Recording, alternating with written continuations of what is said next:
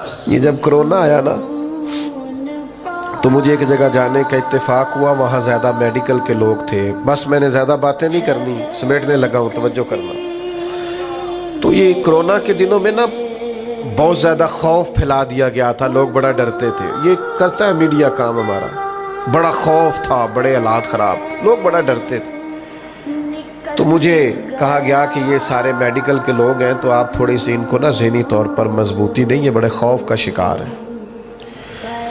تو میں نے ڈاکٹر صاحب سے کہا، میں نے کہا کہ آپ ڈرتے کیوں ہیں اتنا؟ اللہ مہربان ہے، زندگی موت کا وقت متعین ہے. تو وہ کہنے لگے جی ذرا مجمع زیادہ ہو جائے نا چاروں جانب تو میرا دم گھٹنے لگتا ہے، تو قبر تو بند ہوتی ہے.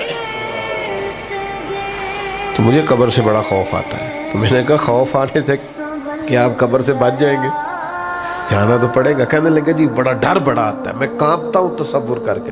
تو میں نے کہا جو رب ماں کے پیٹ میں سانسیں چلتی رکھتا ہے وہ قبر میں بھی چلتی رکھے گا اگر چاہے گا.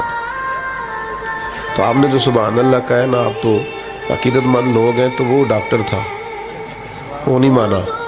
کہنے لگا وہ تو اماں سانس لیتی ہے تو بچے کو بھی آکسیجن ملتی ہے.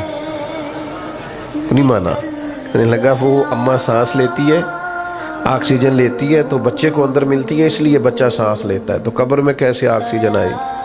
تو بعض اوقات اللہ تعالیٰ بندے کے ذہن میں بات ڈالتا ہے. تو میں نے پھر فوراً ان سے کہا، اللہ نے میرے ذہن میں بات ڈالی، میں نے ان سے کہا کہ وہ جو انڈے سے بچہ نکلتا ہے، اللہ کرے آپ کو سمجھ آئے، وہ زندہ نکلتا ہے کہ ایسے ہی ہوتا ہے؟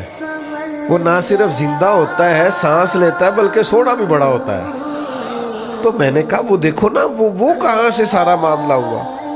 تو مجھے کہنے لگا جی یہ تو بات آپ کی ٹھیک ہے. تو میں نے کہا رب نے چاہا نا تو وہاں زندگی دی. اب میں نے کہا سنو میرا دین کیا کہتا ہے، اب سنو دین کیا کہتا ہے. یہ جو مومن کی قبر ہے نا یہ کھڈا نہیں،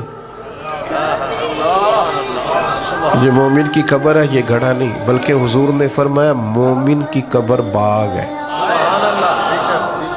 مومن کی قبر اور معمولی باغ نہیں، جنت کے باغوں میں سے باغ ہے.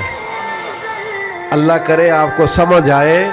باغ اتنا سونا، اتنا پیارا، اتنا حسین باغ ہے قبر کہ جس میں آنکھ کھلے گی تو پہلی زیارت ہی مدینے والے محبوب کی نصیب ہو.